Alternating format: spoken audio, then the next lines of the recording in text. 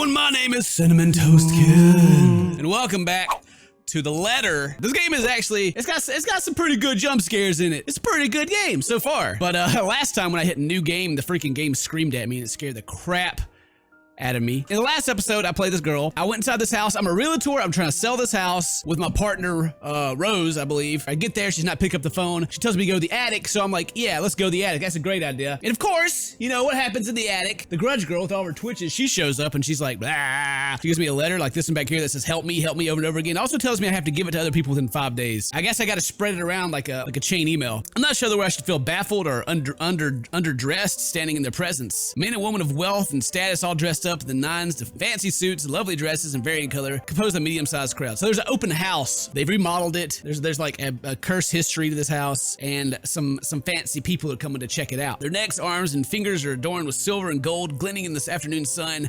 Some even have ridiculously fancy feathered hats on their heads.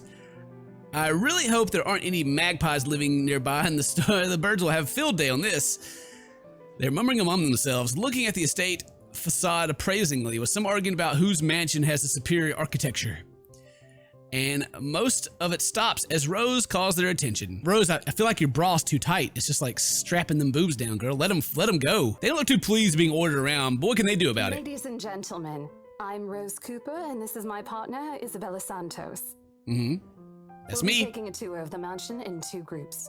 Please make sure you filled up our sign-in forms before joining a specific group. Those who want to look around the first floor, please follow my partner. I'll be guiding the ones who wish to see the ground floor. Ground floor first. Oh, okay. So I think this is in England. I think this is where this game's based. So the first floor for you Americans is the second floor. Hearing this, a few wondered to me, and they mostly old ladies who seemed daunted at the idea of climbing all those stairs. Miss McCullough also joins our group, but what really catches my eye is the elegant dressed pair she approaches. So nice to finally meet you. When Chief Inspector Lee mentioned that a famous interior designer is in town. Your confidence in my skills is very flattering, ma'am. I'm sure you won't disappoint, Marianne. Oh, you know each other? Not at all, ma'am. You mentioned something about a Marianne on our way here, darling? Oh, yes, I think I did. But did she? Ooh, is there something going on there between them? That must be the clients she's talking about. I may have seen their faces somewhere, some magazine or the television. I can't quite remember. But then again, most of our guests have likely ended up on the news one way or another. I won't be surprised if these two already have. For people who are popular though, they aren't dressed as loudly as the others. And in their simplicity, the couple stands out. The woman in particular is stunning enough to turn the heads of most people in my group, especially the men with wondering eyes. My eyes did wonder, I will admit to that. The guy standing beside her doesn't seem to mind though. If I'm going to be a bit bolder with my assumptions, I'd say he's basking in the attention. Both of them, in fact. I would think they were the brother and sister if it wasn't for their public display of affection. Oh God, they got to keep the bloodline strong. You know, everyone makes fun of like, you know, rednecks inbreeding, but then like back in the day, you know, royal families and all the inbreeding they did, and everyone's like, oh, it's so romantic being, you know, royalty. Oh man, that ring though, bling ring. The matching rings in their fingers just cement the fact that they are indeed a couple. Whatever. Couple or not, what's important is getting this deal closed before the current owners can even think of canceling a listing. And so, with papers in hand, I lead the way. No, don't go back in. Oh God. Back in the house. When they aren't whispering among themselves or going ooh or ah over one thing or another, they ask questions. From how the restoration process went to the history of the place, I answer them all, more than happy to talk about the art pieces and architecture mostly. However, I'm careful not to mention anything about the urban legend. Not good material for sales talk, even if the entire population of Luxbourne knows about it. Some of the furnishings here are actually the 17th century originals, all of which have undergone a painstaking restoration process just to return its original beauty. Even the glass thing. Colorful ones. Oh, I don't know, but you get the idea, I hope. Especially that one, ma'am. It is said to be a gift commissioned by the fiancé of Lady Charlotte Ermengarde. The mansion's current owners have specifically requested that the restoration crew take great care in handling it. This place is called Ermengarde, and it just keeps reminding me, I don't know if they did it on purpose, but like, you remember that old meme, like, Ermengarde, goosebumps! And that girl like holding all the Goosebumps books? Ermengarde! So all I can think about every time they say it. It's a priceless work of art and the most distinctive feature of the mansion. By the time I stop talking, her attention is already elsewhere. Isn't this place wonderful, darling? In physics, though. I told you it's not a total waste of your time. I don't know. Isn't it a bit too small? We might have to break a wall down to have more room. Well, I think it is just right. Don't you think so, Marianne? It is splendid, Mom. But isn't it a little too early to make plans when no deal has been signed yet? Never mind that. It isn't going to be a problem. We've got a wonderful legal team to handle everything. Start taking notes, though. I think I've got a few things I want changed before we move in. They've just decided they own the place. It's theirs.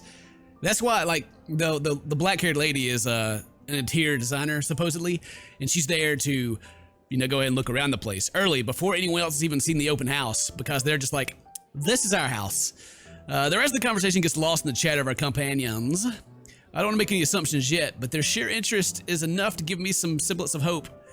Oh, please, please, please let these guys be the one. Maybe they're part of the family already and they're just gonna like take ownership of it. Eventually our group reaches the kitchen. Nah, bruh. Nah, you see that thing on the floor down there? Nah. No, we don't need that. We don't need no cellar under the kitchen floor. No, that's where ghosts hide and stuff. Oh, man. Okay, much like the rest of the house, a great deal of effort has been putting into retaining the room's classical appeal. Did the ghost lady not bother any of the people that redid this place? The open hearth at the end of the room looks amazing, like the ones I've seen in fairy tale books. And mad props to the cleaning crew. Now, where's the refrigerator? Oh, well, I was gonna say, where's the refrigerator in this place? But I guess that is the cellar, right? Because it's underground and it keeps things cool. Seriously, after hearing hundreds of their complaints about the soot and tar staining the bricks and how much of a pain in the arse cleaning this will be, they managed to pull it off, or make it look presentable at least. The highlight of the room, however, is what's underneath this hatch here. Oh, don't say anything yet. An underground wine cellar. This is the first time the guy in gray speaks up. Mr. Luke Wright, if my memory supplies from the forms they'd signed earlier, has suddenly attended us, catches me off guard. Since the start of the tour, only his wife has shown any genuine interest in the place. But this time, something lights up in his eyes at the mention of the Undercroft. No, don't go down there, guy. You're not going to come back out, I promise. You're going to get your feet broken. What's so interesting about the basement? I really don't understand rich people sometimes. Right now, he just gives me an impression of a child who has seen what he absolutely wants for Christmas. I always found it cute whenever I see a child act that way. My younger siblings especially. On a grown man, it's almost funny. Yes, sir. It could house around 7,000 to 11,000 bottles of wine. Truly. And the room, how was it built? The bricks that were used to build the cellar had been carefully picked for the purpose of maintaining and preserving a constant temperature and humidity in the room. It's a good place to keep your private collection in if you have one, sir. It keeps the corks in good condition. Oh, love. Didn't you say before that you wanted to make your own personal vineyard? Perhaps you could start one here. You know we're going to need space for that, darling.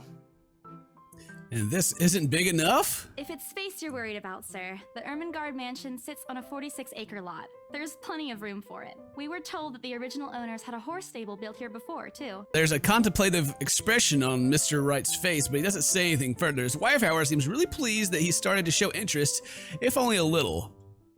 I smiled to myself. May not completely understand how people's minds work, but I sure as heck know how to spot a buyer with a sincere interest. Score! I can't wait to tell Rose. The rest of the tour goes by without a hitch. In more than half an hour, we're able to cover most of every room on the ground floor and are heading to the parlor.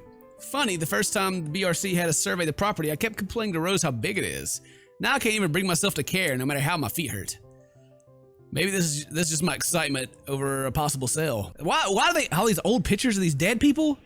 And they look kind of familiar to the people on the wall, right? Right?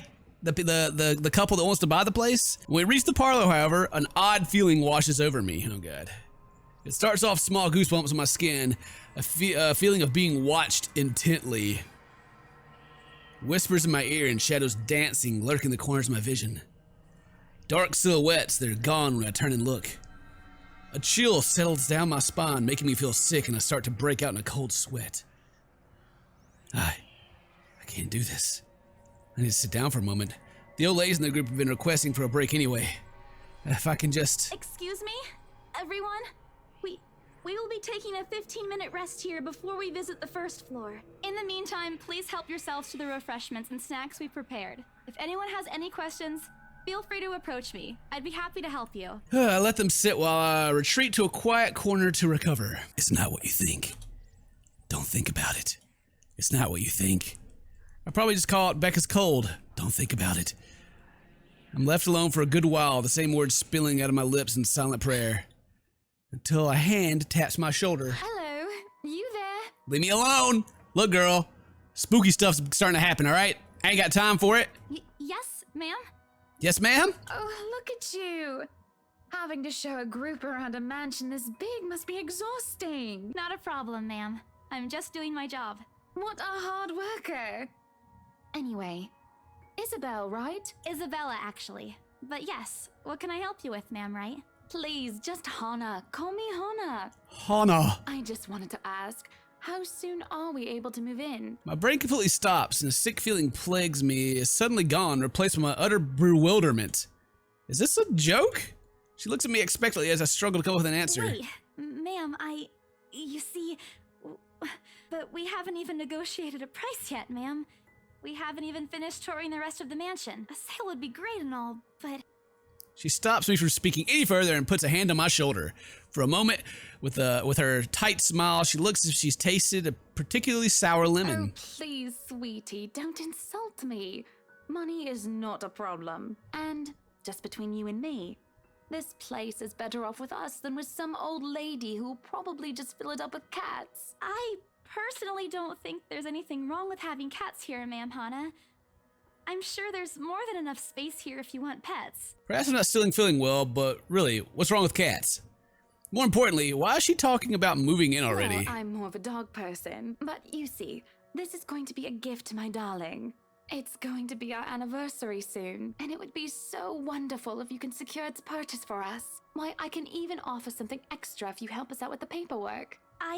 We actually have a process for this, ma'am. I don't really think that would be necessary or appropriate. And just what are you two lovely ladies talking about here? Leaving me and our lovely interior designer to talk here by ourselves. What would the people think, darling?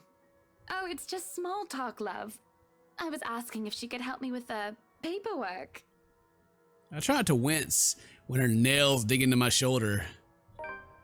You trying to strong-arm me, girl?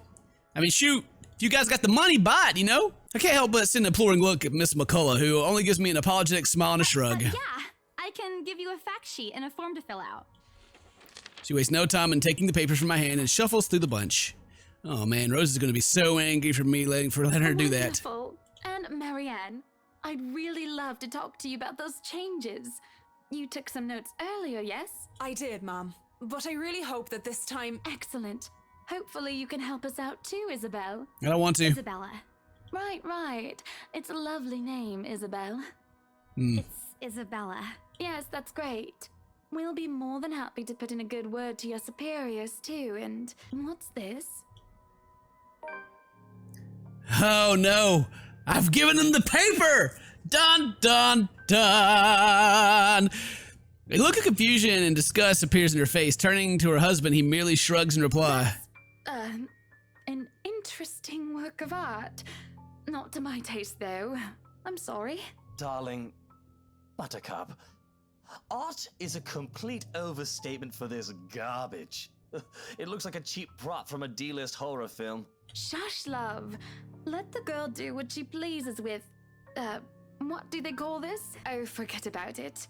At the very least, it's not as dreadful as the one art exhibit I was forced to attend last month. You should have seen it, Marianne.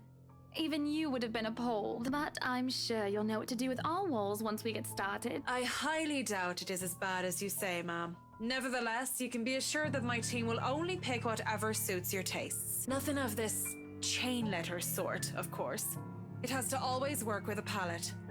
I'm quite sure chain letters these days don't come in this form. It's my turn to be puzzled. What do they mean? Rose and I double-checked everything. Are their papers I handed not enough? I want to ask what if I did wrong. I don't want to mess this up. But with the way Ma'am Hannah's leading the conversation, I'm afraid that's exactly what will happen if I interrupt her. That's good to hear. See, darling, isn't she an absolute delight to work with? I can't wait to see how this place will look when she's done with it. Oh, you don't have to tell me that, Buttercup. A smile is back on her face. She turns to me and hands me a strange piece of I paper. would still put it away if I were you, though. Otherwise, people might get the wrong impression. Anyway, as I was saying... I don't hear the rest of what she says after that. I can only stare down at the paper and the letter in my hands. The sides crinkle my grip and my breathing grows labored. Quick dread fills my mind. Isabella? Isabella? Are you alright? You're looking pale. Hey, Rose. I didn't even notice when Rose's group joined us in the parlor. I want nothing more than to say, no, I'm not alright. I want to leave this place because I remember everything as clear as day. Yeah, the letter of that woman in the attic. It's real. I'm sorry. I didn't know. Careless. I've been so careless. How do I even tell them without looking like I've gone mad? Oh, do I show the letter to Rose and she may actually die? Or do I not show it to her? You know what? I don't even think you're still real. You may not even, I might be dreaming right now. Here, have a letter. Our relationship changed. How did our relationship change? Did it go down? Rose? Where's Rose? She's not even on here. Why? Yeah, why is Rose not on my relationship tree? Oh my God, she's not even real. I knew it. Blurted it out before I could think twice about what I'm going to say. We need to get out of here. This place is cursed. Yeah. A nervous glance at the people in the room. Most are still engaged in conversation with their peers, but those curious enough to turn their heads their group's direction begin their trademark saleswoman smile. A tight expression in her face when she pulls me aside. We've already had a conversation about this weeks ago. Those are just stories. And I'm telling you that it's not. I saw something in there. It's not human at all. I thought it was just nothing, but isn't this letter proof enough? She gently reaches out to pluck the paper from my hand. Without even thinking a glance at it, she folds it back neatly. I'm really getting worried about you. I know you want to see this open house through, but your condition is more important. Give me a few minutes to wrap things up here, and I'll drive you to the nearest hospital. No! You don't understand! There isn't a condition, Rose. No concussion at all. I'm fine, but this place isn't, and you're being stubborn about it. Before Rose could open her mouth for a retort, a hand lands on both our shoulders, pulling the two of us a distance closer. Now, ladies, what seems to be the problem here? Nothing, sir. I just had to clarify a few things with my colleague. Well, it certainly seems intense. A smile fits the two of you better, in my opinion. Especially darling little Lily here. Lily? He gives my shoulder a squeeze, while an inscrutable smile spreads across his face. Isabella, sir. Of course. But my point still stands. And with two beautiful ladies here, I'm sure. And I'm sure little Lily here would certainly appreciate it if you remove your pretty hands from her, darling. Ooh, getting jelly. This dude's just trying to be like, hey girl, what's up? How you doing? Girl? Yeah, all right. The pressure on my shoulders lifts as soon as the word leaves his wife's lips, while the scowl on her face is like a splash of cold water on me. It's almost impossible to miss the displeased frown on Miss McCullough's face. The realization that we might lose this sale because of my outburst instantly dawns on me. Rose will be beyond pissed. I think I need to step out for a while. I'll be back. No, don't go. Unless you're leaving the house. Don't go off by yourself. Just leave. Nodding my head, I mutter a quick apology and gather my stuff and make a quick exit. It doesn't matter if this place is hot or not. I've caused enough trouble for Rose. It could be quite unforgiving for behavior like this. I'm almost at the door when she catches up to me. Isabella, wait. Don't keep me in the house. Let me leave. The apprehension must have been quite obvious on my face because her expression instantly shifts from something gentler. Her eyes softer, a fond smile spreads on her lips. Hey, I'm not angry. I know. I'm sorry I ruined this for you. Come on, you didn't ruin anything. It's not like we haven't ran into any problems before. If we don't get a deal today, we can always try on a different day. And look. She hesitates, completely trailing off before shifting her gaze down to her hands. A small gesture to stall. Her fingers are fiddling with a piece of folded paper. It's that stupid letter again. You're not going to turn into like the crazy girl and jump at me, are you? Okay, my hands stiffen when she gives it back, but I take it nevertheless. More as an automatic response than any desire to have it back. I'll throw it away if I can. It's like someone 7 days, but show this to 5 people or you'll die. But I have a nagging feeling that one way or another, it'll find its way back to me regardless of what I do about it. Oh, wow. Rose, this is... You have to let them know about... I know you want us to get this sale so badly. And we've made a lot of plans on how to go about this. I mean, who wouldn't? This is the first time I've been assigned to a property like this. I've sold plenty of houses before, but nothing like what we have here.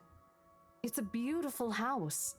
I'd love to get one of my own if I ever win the lottery. But I think... Look, here's the thing, Isabella. If we are going to do this, work on something, I don't know, this big, I need you in top shape. That's what she said. And the way you are now... My mind stops. Wait, no, I can still work. I just need to get myself together. No, I need to get out of here. That's what you said earlier. I let it go because I thought, hey, it's your own body and you should know more than anyone how you feel. But after this, I really think you should take a break. You're kicking me out? No, I'm not. Look, all I'm asking is for you to take a seat somewhere. I can see you, and let me handle this for now. She's trying to get all that commission money herself. She's trying to get all the commission money, isn't she? For making the sale of the house. Ooh. You're clearly not yourself, and I honestly could use some time not worrying when you'll fall over or not. The day's not even over, and I'm already feeling the stress. Please, humor me just this once. She clasped her hand together in front of her, eyes pleading for understanding. And I do understand. To some extent. That doesn't mean I'll feel any less awful. Whether at myself, at the unlucky turn of the situation, or for her, I don't really know. I promise I'll give you a full report of what happens after. I'll even let you take the lead tomorrow. Fine. Okay. I'll step aside for now. You're upset. A little, yeah, obviously. If it's any consolation, I won't tell the boss about today. You know how he is. Please don't. I don't want a repeat of the lecture I got during my first assignment. He called me a noob. Ha! And I don't even know what that means. Noob. At the memory, we both burst into helpless giggles, earning a strange look from the guests milling about the door. Talking and laughing like this, it's easy to forget any mishaps that happen. Nah, it's not. How do we keep just forgetting about everything that's happened? Little things you learn to appreciate, I guess. So, are we good? I'm still okay with it, but Rose has a point. It's better for me to step out of this for now. I won't be able to help you anyways if I keep getting distracted like this. Maybe I'll just take a walk outside or something while I wait for you to wrap things up. Oh, God. Please, just stay put. I insist. I'm not an invalid, Rose. You clearly have not seen how you looked earlier. It's not that bad. Color hasn't even returned to your cheeks yet. Just stay here, all right? Don't even think of going anywhere. Let me finish what I'm doing here, and then I'll take you back to Luxembourg myself to have that minor bump checked. At least wait for me to call someone who will fetch you, okay? She's gone before I can voice one word of complaint. Thank you for ending the scene. I was dragging out. Left with nothing else to do, I find myself drifting back to the foyer. A few visitors linger in the area, some merely enjoying the afternoon sunlight streaming through the stained glass window. Others can be seen admiring the priceless antiques decorating the room. One group of elderlies gathered some ways across from me is occupied by friendly banter about which one would cost more to buy. A little argument here and occasional laughter and teasing there. I smile to myself. Conversation reminds me of what I've been missing these past few months. Rose is probably right. I do need a break. Maybe this afternoon's hangout will help. Speaking of, I should call Ash. It's a few hours early from what I've told him, but he did ask for to call once I'm done. Besides, I don't have a ride back he offered, so I might as well take it. Come on over to the house, Ash. I gotta show the paper to one other person, or bribe him into giving me one. Not that he'll ever accept the latter, personal convictions and all. Honestly, if there's something I could find admirable in him, despite his tendency to annoy the heck out of me, that's it. Well, whatever way works, a ride is still a free ride, but Rose will take me, don't worry about it. Unless he'll come and get me right now and get out of here, that'd be great. There's Rose offer too, but despite what she says, I know she'll be busy for the rest of the afternoon, especially without me assisting. Bothering her for a favor as small as this is the last thing I want to do right now. A couple of minutes and a few prayers asking for a decent signal later, the call finally connects and... What's up, I'm Ash from Deluxe City. Baggers, watch out, can't beat me. Looking for trouble? Better not lie. I'm a cool dude, pretty fly for an Asian guy. Pretty fly for an Asian guy. All right. What? Shit, how loud is this thing even? Beat me. Looking for trouble? The sharp ringing fills the entire hall, disrupting the pleasant quiet that settled. Soon enough, heads began to turn and search the source, mine included. Bag is watch My eyes darted around the small crowd before zeroing in on the lone figure crouching behind the small group of old people checking out the decors moments ago. for an Asian guy. He is facing away from me, fumbling with something in his hands. Ash is here! Bag is watch Oh, great. Good. He's already here. But I need I don't need to see his face and know who it is. I recognize that dumb parka anywhere. Without bothering to end the call, I marched towards him. After what happened today, I'm really not in the mood to deal with this. Of all the times to... Ashton Frey!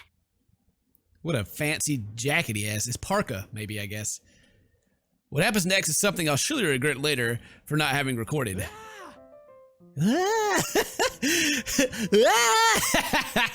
He jumps, lets out an undignified yelp, followed by his phone slipping out of his grip. It bounces from one hand to the other in his poor attempt to catch it, before ultimately falling flat on the floor with a resounding clack. He just animated me. He's like, and then dropped it. I kind of feel sorry for the phone and the floor, but it's not every day you can catch someone like Ash off guard and get a reaction. Dang his stupid detective senses. Oh, is he our ultimate detective in this story? His detective senses. I'll take every ounce of victory I can get, no matter how small. Ha! An awkward pause passes between us. A blink. A cough. He makes a face. And then, in a too quick motion, he ducks and retrieves his abused gadget while a grin threatens to break out of my lips. He doesn't meet my eyes when he straightens, but a flush has crept up his neck and cheeks. In another universe, we haven't known each other for 5 years, and suffering through his teasing isn't a day-to-day occurrence. Chances are, I'd find that adorable. Endearing, even. Unfortunately, this is that kind of world. The way things are, I'm already content to see him out of his obnoxiously calm and collected disposition. Hello to you too, scaredy cat. I could stand to be greeted like a normal person, you know. What? And miss that look on your face? No way. Oh man, I should have taken a picture. I am so honored you find this funny. Is that how you treat your guests? I think I need to talk to your supervisor. Talk to yourself. You aren't even a guest here. What are you doing here in the first place? For a moment, he looks like a cat that swallowed a canary. What does a cat that swallowed a canary look like?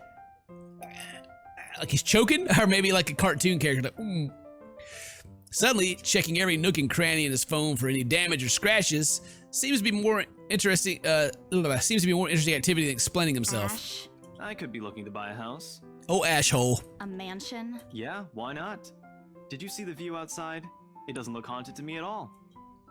He's messing with me. Ashton, I am not in the mood. What are you doing here? He chances a glimpse at some point behind me. The parlor? Curious, I follow his gaze. Before I can figure out what has caused attention, he places a hand on my shoulder and turns me back to face I him. just finished working on something, so I dropped by. I still don't see how his work has anything to do with why he's here. In my confused look, he drops his hand resting on my arm, like he's touched something particularly hot, and casually rubs the back of his neck. Ooh, he's got a crush on me. He just touched something super hot. I am so fine. And I said I'll see if I can pick you up. Turns out I can. Free time and all. Oh, you're a sweetheart. So here I am. Figured you'd still be busy, and so I roamed around for a while. Oh, you should have mentioned that sooner.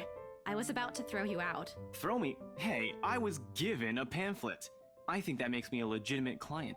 We have mandatory sign-in sheets for clients, Ash. I didn't see your name on it. And you can't just roam around because it says open house. Normal people actually follow an etiquette here. Right, okay. I think I'll just go ahead and... No, wait. I wasn't really going to throw you out. Rose said... Never mind. I was just about to leave anyway. Wait, what? Now? Something must have shown in my face because he pauses and gives me a long, hard stare. Sometimes I forget how easily reading people is for Ash, given how he often looks as if everything around him is a chore. I avoid his eyes, hoping he'll drop the subject and won't ask me any more questions. The last thing I wanted to tell him is what happened, especially about the letter. In fact, he's the last person on earth I'll ever think about telling it to if I can't help it. Sure, he's a dependable guy. God knows how many times he's helped me, even without me asking for it. But stuff like ghosts and supernatural, he'll never believe, even if he hears it from a friend, especially if it's from Becca. On a good day, the most harmless thing he'll do is give you an explanation of why those things had no chance of ever being real. At worst, he's insufferable. He'll poke fun at you every single chance he'll get. Asshole. Whatever do to him. He never does that to Becca or Zach. I can already imagine how things will go down the moment I spill the word of what I saw. Oh, over my dead body. Before it catches attention, I shove the letter deep into my bag. Nothing. Let's just go. Doesn't look like a nothing to me. We still have Zach's movie tonight, remember? It's still early. And didn't you say your shift will end around 5 or 6? What about... Hey, Isabella, wait up. Yeah, I'm leaving. Get out of that house. Yeah. The rush of air greets me as soon as the main door opens. Not the usual autumn draft, but it's still a welcome change from the stifling atmosphere inside the mansion. Ash's footsteps are quick behind me, the soles of his shoes thumping hard against the polished concrete in an awkward cadence as he rushes up to catch me. He calls out once, twice. The mansion still looms in the background. Whispers call me back, shadows beckoning. Help me. Help me. I don't look back. Nah, I ain't helping nothing. I ain't helping nothing. I'm getting out of there. That's right. Get out of there. That's what I'm talking about. Thank you. Thank you, Lord. Lordy Jesus. Praise the one true. We spin the ride back to Luxembourg City in a relatively quiet manner, with only the radio disjointed hum in the background to fill the silence. Occasionally, Ash will reach out to fiddle with it until the signal settles or it's on a respectable volume, but otherwise he doesn't say anything. Neither do I. However, if the furtive glances he's been sending my way are signs, I know there are things he's been itching to ask since we left the mansion. I kept my eyes trained on the passing scenery outside in the small hope that my disinterest will dissuade him. Here. All of a sudden, he tosses something from me, a small compartment on the side. It hits me cleanly on the chin before I can make a move to catch it. The small package makes soft landing in my lap instead. Sorry. Hit you in the face with it. The glare I send him wipes a smirk about the form clearly from his face. He clears his throat, focusing his eyes on the road again. I swear he did it on purpose. Ignoring him, I flip the half-forgotten package on my lap. I won't say no to free food. Hey! But why are you giving away cereal bars? Energy bar! I always have one on my person. And you look like you're about to pass out back there. Have you eaten lunch yet? Oh, I don't even get a chance to deny it because right on cue, my stomach rumbles loudly and an empty, gnawing feeling in my belly becomes noticeable. No surprise there, I did skip breakfast and lunch so I could catch Becca while she was on break. I was hoping to get a small meal after. I guess with everything going on, I just forgot until Ash mentioned it. She forgot to eat? Psh, psh. That's one thing I never forget to do is eat. It's not like the hollow feeling's new to me though. If anything, it's just one of those things I've gotten used to ignoring over the years growing up. Ooh, was that poor kid? And thanks. Then I tear open the package and start nibbling on the edge of the bar. Apart from the knowledge and nod, Ash doesn't say anything after a small exchange. For that, I'm thankful. After getting an earful from both Becca and Rose, it's nice to be able to sit down with someone who's not going to nag at you. How'd the open house go? The usual. We got a bigger crowd than normal because of the property's fame, but really no different from the typical open house. On second thought, it actually looks like a fancy party more than an open house. I've never felt so underdressed in my life. Weren't you there? I wasn't really listening. I should have asked someone to kick you out. No, you won't. And what makes you so sure? One, ever since you got assigned to this property, you've been freaking out about it. Rebecca's words, not mine. She's been complaining to me about how you talked your ears off, by the way. Two, despite your initial qualms about the place, you still took the job, which brings us to three. It's been months since you last settled a deal, and you're short on money right now since you're back to your instant noodle diet. How do you even know about the last one? Rebecca. Anyhow, you're hellbent on selling the mansion. Even if someone you know personally is in the tour group, you aren't going to just kick them out. Every single person who went on your open house is still a prospective client to you. Even me. He's not entirely wrong. But I mean, does he have enough money? I mean, shoot, I may kick him out. He's some broke dude wearing a nice jacket. Oh man, I walked right into that one, didn't I? I hate you. I really hate you right now. His answer is a small laugh, the kind that screams, "I'm right, I told you so." I hate it when he does that. I'll have you know that there's already someone who's extremely interested in this property. So even if you expressed any sort of interest in it, I don't think they'd be willing to let you have it. Too bad. Provided I didn't botch it with the rights. Ooh, story updated. Ma'am Hannah in particular didn't look too pleased with what I did. Oh, Rose, a big apology. I hope she likes free You don't donuts. seem too happy about it. I am happy. Doesn't this look like a happy face to you? Such a happy face. Really? And here I was thinking you found another one stuffed in the sofa. Or is it the wardrobe this time? You think that's a joke, but how close it is to the truth made my blood run cold and my own heartbeat a heavy weight in my chest. All at once, the letter in my bag feels a whole lot heavier, burdening my own guilt and apprehension. Yeah, well, things happened. Stuff the right couple might not be pleased about. No need to make a fuss about it. It's normal in the business. You made them angry? Not angry, just stuff happened. Like? Things. Did they do anything? Your clients, the rights, was it? I can't answer that.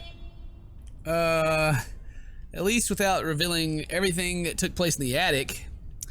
Lie to him or change the subject? Let's just change the You keep subject. asking me about my work, yet you haven't said a single word about yours. How did that relationship go? Oh, we love each other more now. Hooray. Good for us. Yeah, tell me about your work, asshole. That's not fair.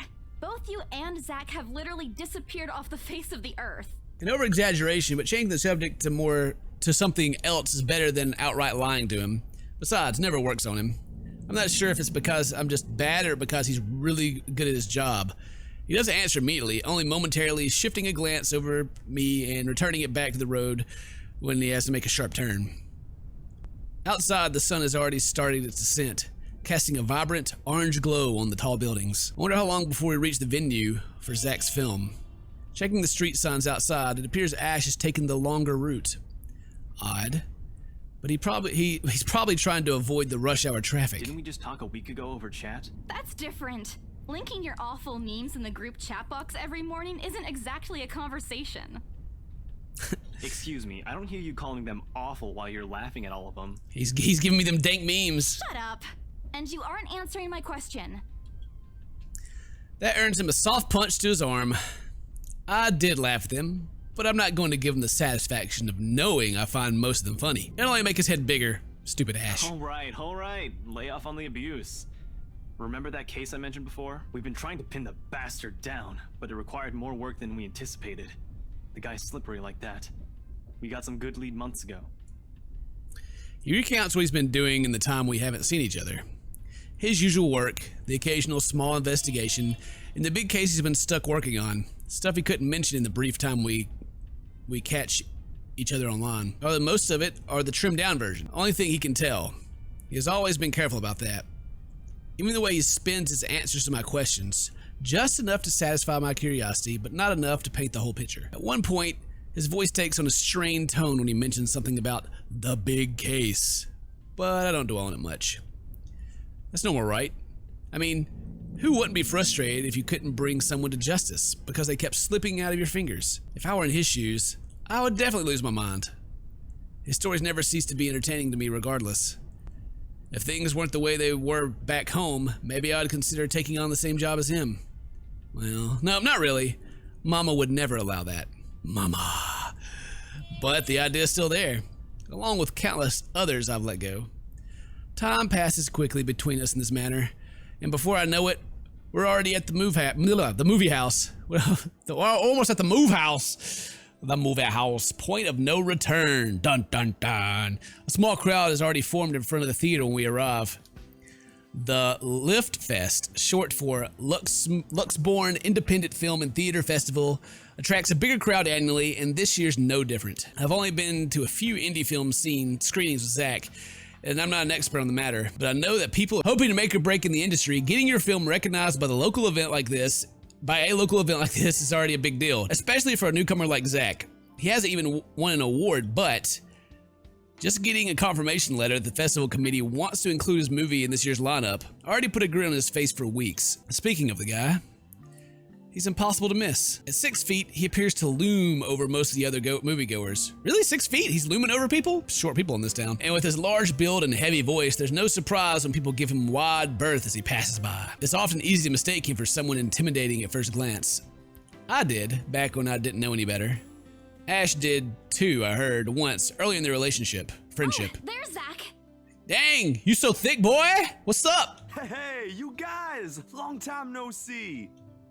I was expecting a deeper voice the way they explained you. I expect you to be like, "Hey everybody, my name's Zach." Zach's face lights up with a smile of his own. He moves towards us with careful steps, taking a significant effort to make himself smaller so as not to bump or accidentally hit anyone.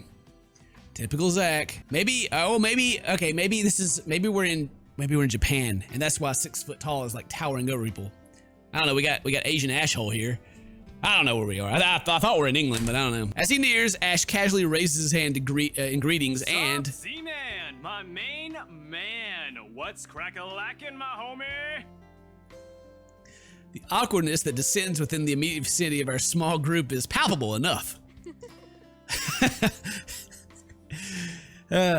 Somewhere to our left, a girl giggles, and only then do I become aware my mouth is hanging open.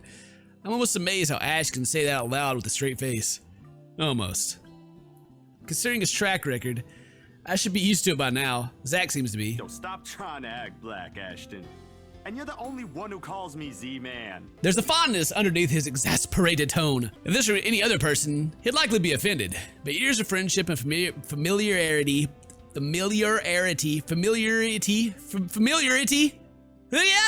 Shut up, familiarity made those words harmless to others' ears. Or at least enough for both of them to take it in stride. It's been a while, Zach. I hope you didn't get into trouble again. Not much to get into trouble lately without you, I'm afraid. I'll let you know if something comes up, though. Nah, I ended up with chicken down stuck on me last time I agreed. I'd really love at least this year to pass without some sort of accident happening again. Hey, I take offense to that. It wasn't that bad. You really have no idea. A beat passes. And then Zach laughs. Hey, I'm kidding. You know you can always count on me. Look at that look. Look at that look. He's like, hey, boy. Look at that look he's giving him. Oh, yeah, looking straight at his hair. It's a story only the two of them are privy to. Every now and then, Ash will enlist Zach's help on something. Becca and I have never really found out what the real deal is with those adventurers, as Ash calls it, and both aren't willing to tell due to some unspoken agreement. She insists that if it's Ash, it's likely not something illegal or life-threatening. I tend to believe her on that. Sometimes. Well, boys will be boys, I guess. I give Zach a small wave from behind Ash when his attention eventually turns to me. Bella! Huh? Rebecca's not with you. Is she still sick? A bit. But she's up and went to work this morning. You know she doesn't listen to anyone that's not Ash. Yes, she does. No, she doesn't. You're literally the only person she'll listen to when she's feeling stubborn.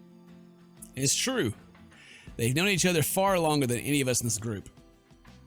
Childhood friends and all. But don't worry, Zach. She's probably on her way here now. She promised she wouldn't miss your movie. Isabella! Oh, thank goodness. Speak of the devil. Without warning, a hand grabs me by the shoulder and turns me around. Becca, you're just in time. Hey, girl. I have to lean back with the way her face is almost invading my personal space, but she places her hand on either side of my head and to keep me still. She stares at me intently, concern filling her eyes. Becca, you're squishing my face. Squishing my face? How are you? Are you all right? Yeah, girl, I'm fine. Don't worry about it. Why wouldn't I be? Rose called me earlier. Oh, she did. She called you, but she wouldn't pick the phone up when I called. Those 4 words tell me all I need to know. Since I don't have any family living close by and the only relative I have here works on the far side of the country, I gave my company Becca's a contact number in case of emergencies. I should have known Rose would call her. I pushed Becca's hands away from my face. Although she let go, her eyebrows remained drawn together. Oh, no, everything's good. Rose covered for me at work today. That's not what I'm talking about. How's your head? Beside me, Ash snickers. I bite back the urge to elbow him in place of trying to avoid Becca's hand as she tries to reach out. She's like, I'm gonna elbow you. Just kidding, all right, thanks for making that complicated sentence when I can't read. I do my best to dodge her, all at once moving to hide behind Zach. Sorry for using you as a human shield, Zach. Oh, it's nothing. I just slipped off a few steps on my way down. I blacked out for a few seconds and had a minor bump, but it's just that. You blacked out? It's not something to brush off. Come on, at least let me check it. It's extremely minor. You wouldn't even know it's there. Isabella, this isn't a laughing matter. She did look pale when I saw her. Wow. Thanks a lot, Ashton, you traitor. I'll get you back for this. Just you wait. What? I'm just saying it as it is. If you mentioned this earlier, we wouldn't be having this conversation right now. Oh man, yeah, keeping secrets is bad from Mr. Detective. He don't like that. I'm sorry. Saw her? Yeah, Ooh. they arrived together. Bella looked fine to me then. I don't know. Something crosses Bella's face, but it's gone before I can figure out what it is. Ooh. Yeah, Bella. Am I stealing your man? You think your man has a crush on me? Hmm? Oh, that's good. At least she didn't have to travel alone, right? At least. Good. You give me whiplash, Becca. You're like, are you okay? Oh, you were with Ash. Ooh, now I'm jelly. See? I'm okay. I wouldn't be here if I wasn't. And I don't want to miss Zach's film. We can always watch it some other time. Sorry, Zachary. No, it's good. But you guys should really keep it down. We're starting to attract some attention. It's the premiere. The premiere's different. Right, Zach? I shoot him a pleading look. Zach is this little guy. He'll understand. Please understand. Not really. But Rebecca has a point. In the end, I think it's your call. Oh, for heaven's sake. Please, Becca. I really don't want to miss it. You're not missing it. Oh, we're just moving it on a different day so we can have a... Look, you guys. Ash's loud sigh unexpectedly cuts through the conversation.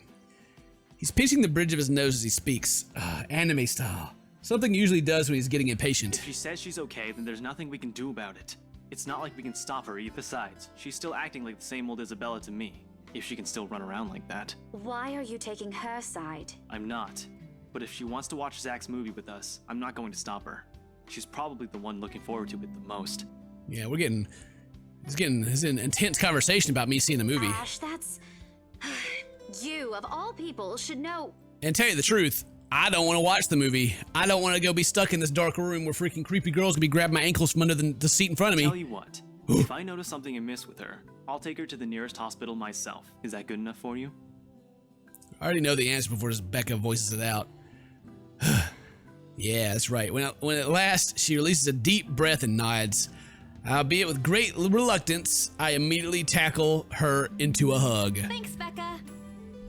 It's always been you with him, isn't it? What does that Did you mean? say something? Did you say something obviously out loud? No, we didn't hear it. Me? Nothing. Don't mind me. If you say so. Okay, guys, showtime's close, so I think I'm gonna get us some snacks. My treat. And then let's head inside. Anyone here has a smaller bill? I think I do. Hold on. I pull myself from Becca and get my wallet from my bag, and What's this? dun dun dun. It's already in Ash's hands before I can even react. Behind him, Becca and Zach are both giving the piece of paper an intrigued look. No! You're all gonna die. No! Give it back! It's just a paper. I don't care! Give it! Looks ancient, too. Why do you keep this around? I try to reach for it, but he holds the paper way above his head. I've never been particularly sensitive about my own height, but right now I feel I really wish I have that advantage over him. So he's gonna hold it up above his head. Everyone around's gonna be able to see it if they look. Oh no! Don't open it! Oh, it's folded. Never mind, it's folded. Okay. What's the big deal? It's not like it's a love letter. I don't see any reason to... Oh. Hold on a second. This is, isn't it? Oh my God. It is. It's not for you. Okay. Now I'm curious. It's not a love letter for you, asshole. I'm telling you, it's nothing like that. The rest of my words are lost when he unfolds the paper. No! I can't breathe! Oh, too early for Halloween. My heart feels stuck in my throat, pounding, threatening to burst out. Vaguely, I note how my hands are trembling at my sides. Clasping them together doesn't do any good. They are still shaking, but I hang on to them regardless. The awful, sick weight that is just taking its core in my stomach back to the open house returns full force. How do I fix this? How do I fix this? How do I fix this? Someone please. Today is turning out to be a horrible nightmare. Send this to 5 people or else. Well, that's interesting. Guys, I think we should listen to Bella first. Aren't you a few days early for Halloween? Ash waves the paper in front of me, giving me a fleeting glimpse of its contents. I don't need to see. I don't want to see. The letters, the words, every stroke written in blood is already embedded in my mind. Maybe I should have just thrown it away when I had the chance. That way, Not a prank. it makes all of them stop. Even I'm surprised of how steady my voice What is. did you say? They all look at me like, what? You just, girl, what? Skirt! The tape just goes, "Brr." This isn't a prank! I saw something! Hold on. Are we still talking about this paper? Or is it about the urban legend again? Both. I know it sounds ridiculous. You're saying this is a primitive version of a chain letter, and now that we've seen it, we're now cursed. You've got to be kidding me. See? This is why I didn't want to tell you guys. Isabella, aren't you taking this a bit too far? It's not a joke. Will you guys listen to me first? I saw something in the house earlier. It stood right in front of me. If I hadn't gotten away, that thing might have. Right. And in broad daylight, Isabella. Even someone gullible would find the logic in that screwed up. There's also no way in hell that this supernatural shit is true. But it's real. What do you think I saw? A hallucination? A delusion? Didn't you say you fell down some stairs? So maybe Rebecca's right. It happened after, when I was trying to get away. I almost got stuck in the same room with that thing. We're all in danger. I thought you were my friends. Why don't you believe me? We are, and you know that. But this thing and that thing has got nothing to do with the other. When Rose called earlier, I thought she's just exaggerating. But based on what I'm seeing right now, maybe it's better if we really postpone this for now. Don't bother. Without a word, I snatched the letter of Ash's hand and stuffed it back in my bag. More force than necessary. I'm tired. I got cursed, saw a ghost, probably lost the sale, got kicked out of the open house I'm supposed to be hosting, my own friends won't believe me, and all of them think I'm crazy. On top of it all, there's a dull ache in the back of my head, nagging for a little attention I can't afford to give it right now. Honestly, there's only so much a person can take within a single day. I just want to go home, curl up my bed, and never think about today. Before I can take a single step away from the group. Zach rarely ever raises his voice, even when there's a point he wants to drive home, and hearing him take that tone completely throws me off. Even Ash and Becca. Whatever harsh words yet to come out of the argument immediately died out of our tongues. Why don't we all calm down first? I'm sure Isabella has her reasons too. No need to be hard on her. And hey, ain't this supposed to be a happy get-together? We haven't seen each other for months. I'd really love to know what y'all have been up to. I only ever get to talk to Bella over chat. Please. Yeah, that's a point. I guess. Ash, for all his attempts to look cool and distant, have been looking forward to this. He even took the time to call this morning for a reminder. He never does that. Becca, too. I'm pretty sure that's another reason why she got out of bed today. Yet, despite Zach's attempt to lighten things up, Ash and Becca's accuracy gestures, the tightness of my chest remains. Accusing? No? What was that? What was that word? Shut up. I should have just kept it to myself, or at least went with the idea that it's a prank. If I did, things might not turned out the way they had. No sour mood, no bad vibes. Careless. So careless. Maybe leaving is better decision for all of us. Ooh, choices. I mean, I guess I should stay because we've been making a big fuss about it for like the last 15 minutes. Relationship status. Rebecca says no. Ashton says yeah. Zach says yeah. All right, cool. That's what I'm talking about. Any other day, I'd excuse myself and go straight home. But this is something special to Zach. Something he worked so hard to bring to life. I should know better. I might be having a bad day, but being with the few people I care about far outweighs the idea of spending the rest of the day throwing a tantrum alone in my room. And what if the thing in the attic follows me home? I don't want to be left with my thoughts either. I can still see it when I close my eyes. And maybe if I stay, let their heads cool down first before telling them what happened, they'll listen to me. There's nothing you can't solve with a calm head. Okay. One step at a time, Isabella. That's what Mama used to tell me. Besides, I don't have the heart to ditch Zach. A smile's back on my face and I look back at We him. keep arguing here. We're going to miss the first few minutes. All right, that's the Isabella I know. Oh, good. I thought for sure you were going to cry. Oh. What happened? He turned green. This time, I really do send an elbow straight to his stomach. Stupid Ash, being vertically challenged has its perks too. What was that for? Stop calling me a crybaby. I'm not one. Aw, don't cry. Stop it. Okay, scaredy cat then. That too. If you repeat that, I swear I'll... Let's just go. Without another word, Becca goes inside. She doesn't even stop to wait for us when I call after her. Ash and I exchange looks at the same question likely swimming in our minds. Did something happen at school after I left? Is she having a bad day too? Oh, she wanted all Ash to herself. She can't have Ash to herself. He's mine. I'm gonna move it on to Zach though. Zach, you looking sexy fine. Look at you, boy. I'll try to ask her about it later, I guess. So, you guys go catch up with her. I'll go get us the food, I promise. But you'll miss it. Didn't you say watching a movie without food ain't fun? And it ain't like I haven't seen it. I made it, remember? I'll be in there soon. One friendly tap on my shoulder and then he's gone. A few moviegoers are still milling about. Some are still waiting in lines for tickets, but otherwise, most of the crowd's already moving inside. There's nothing much for us to do here now.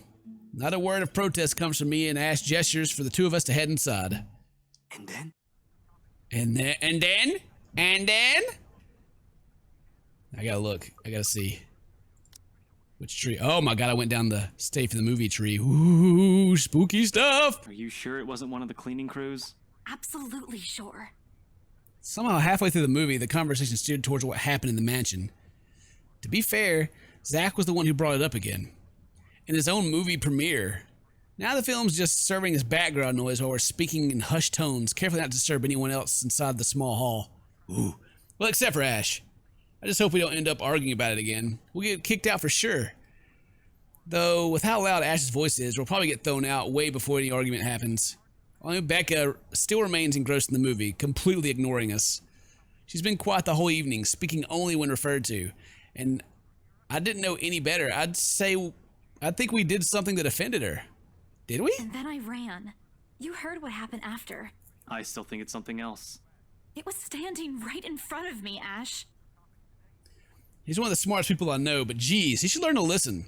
Plus, didn't he say he doesn't believe in these things? Why is he in this conversation again? I heard what you said, but it's a small room. There are a lot of things someone else could have done there without your knowledge. If I could see it up close, maybe I can... I am not going back there. Ain't that a problem if you're hosting an open house? Rose does the first floor tour. I ain't sure ghosts can be restricted to one room, Bella. Ooh. There are no ghosts, Zach. Stop putting useless ideas in her head. Yeah, but I was thinking, maybe all the house needs is a blessing. Wasn't it left uninhabited for years? Yeah, bless that house. Oh, the house did change hands over the years. From one distant relative to the Ermengardes to another. None of them bothered to live in it, though. And it remained that way up until its current owners decided to sell it. Why didn't I think of that? I didn't peg you as the religious type, Zach. Nothing like that, Ash. Who knows, though? It might bring something positive to the place. That's not a bad idea. I just don't know where I could find someone. You're not seriously considering a suggestion, are you? Do you have a better idea? I know where. I could contact him for you if you want. Give me a priest, so if a priest shows up, you know things are going down, and they're going to go down real serious and bad. You do that? Or we can find you a psychologist instead. There are a few times in my life when I wish my glowers can kill. When I wish my glowers... What the heck's a glower? Glower? This is one of those. That is not a very appropriate thing to say right now. No, wait, that's not what I meant. Ethnographer. I meant ethnographer. This guy's a psychologist too, of course, if you... Ashton, if you don't stop... Rebecca knows the guy I'm talking about too. She can vouch for him. Becca tears her eyes away from the screen at the mention of her name. What? Oh, are you talking about Professor Andrew?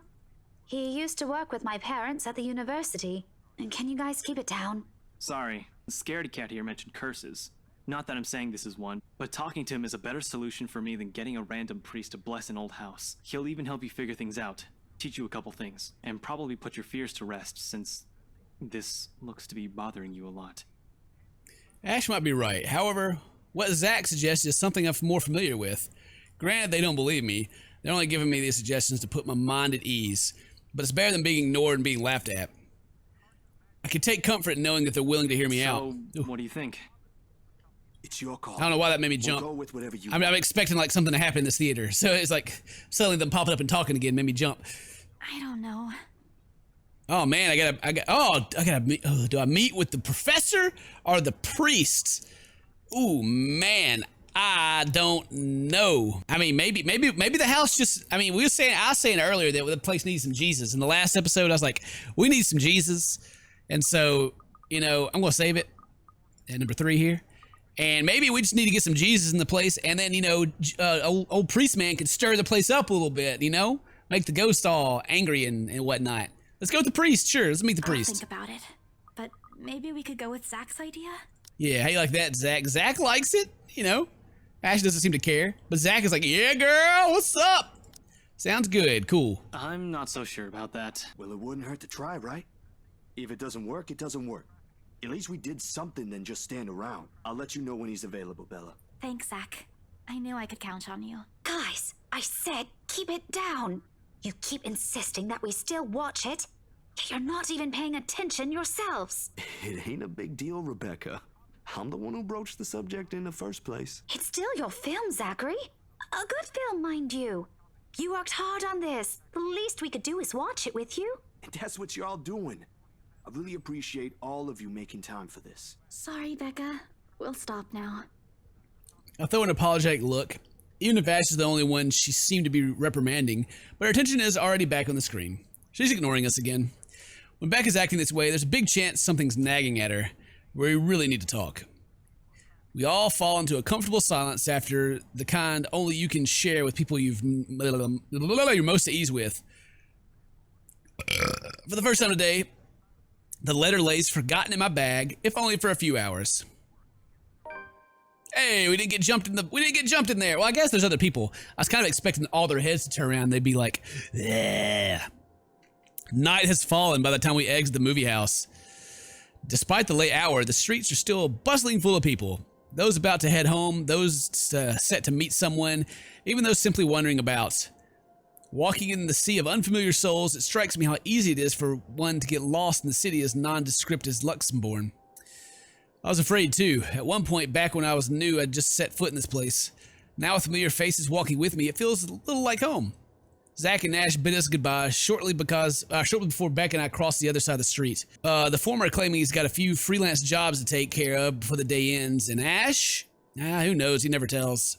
Sometimes he'll just randomly appear at your doorstep looking for a place to crash.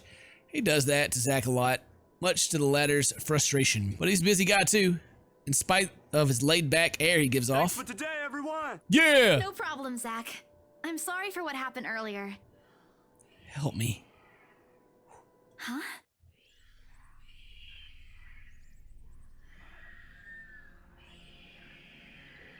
Leave me alone. A sensation. Cold, sickening, drowning. My chest tightened. Breathing becoming labored. I can taste blood in my mouth. The edge of my vision blurs. In the distance, amidst the countless nameless people going about their lives, a voice reaches out to me.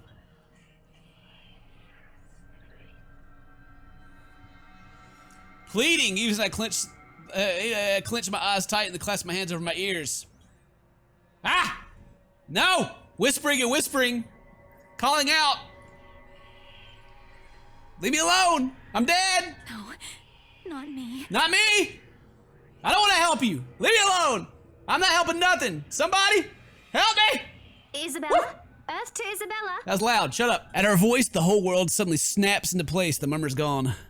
When I open my eyes, Becca raises an eyebrow at me in question. Weren't you listening? Are you coming with me? Oh, yeah. Just, okay, sorry. I spaced out. You always do that. I follow her without complaint, but not before sneaking a glance to the far end of the street. Where the voice came from, yet another set of eyes might be staring at me. Nothing. There's only Zach and Ash watching over us as we head back to where Becca parked her car.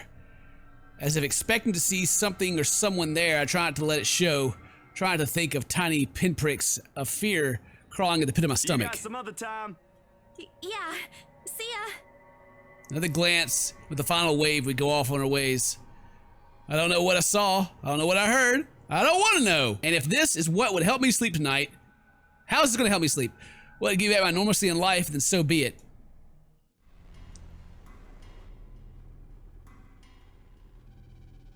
The darkness closes around me.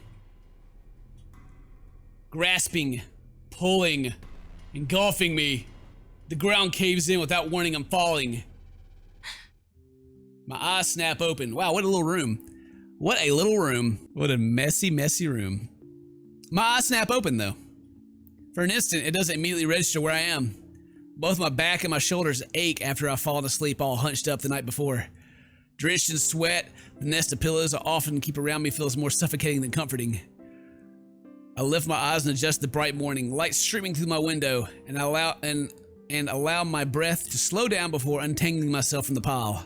I haven't had a single dream since coming to Luxborn, or at least none that I recall having. It's a shame because they used to be so vivid. Not the crazy vivid, but the more pleasant kind I'll tell my siblings about. Maybe it's just the stress of living alone. The knowledge that I'll always wake up in an empty apartment with no one to tell stories to. What time is it? She just wants a family. Habit forces me to look over the clock. Even with the soreness weighing heavily on my shoulders, the compulsion of never leaving my bed for the day. My shoulder, I guess maybe I'm sore from falling down the stairs. In a heartbeat, I'm up. Man, of all the times to oversleep. Towel? Where's my towel? Do I only have one towel that I reuse? Admittedly, it's the weekend, as unspoken rule, entitles me to extra hours of sleep. But if Rose didn't kill me yesterday, she sure as heck will now. And right after what happened, oh Lord, one box of donuts is peace offering won't be enough for the second time around. Grab my towel, I'm already a few steps away from the bathroom when a muffled ringing breaks out of my bag. There's a moment of indecision at first, my mind conflicted whether or not I should ignore it or answer it. But what if it's Rose? Or worse, our boss? And sheesh! In the end, the rational part of my brain wins out. The letter from yesterday peeked out when I pulled the device out. The sight of it put me in a foul mood. It takes every force of will for me to ignore it in favor of answering the call. Whew! Mama! Huh? It's around 4:45 in the Philippines right now. An unusual time for them to call. Usually it's around noontime and I'm here and I'm the one calling, not the other way around. Better for them to use that money on something else than an international call. Regardless, I'm just letting it ring forever. I could gather. Hello? Grace? How are you? Mama, I'm doing okay. How are you guys over there? We're good. EJ won a storytelling contest at school the other week. Brought home a medal. I thought you should know. There's a tired lit in her voice as she speaks. It's been there ever since Papa had to leave his job. I wish there's something I could do for her. But from miles away like this, at least I'm able to not make her worry. If only my older brother would actually lend her a hand, but Lord knows if that'll ever happen.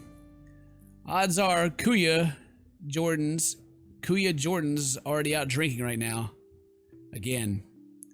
I can't count on my older sister either, knowing she has a family of her own and, well, 8 Anne's financially situation isn't exactly great right now, having ran herself knee-deep in debt. Great! That's great! Tell him congratulations from me. And let him know I'm gonna send him a little something extra this Christmas. How about Nico? Karen? Michael? I hope they're okay? They're doing well. They wanted to talk to you, but they're all busy with school. Oh no, that's fine.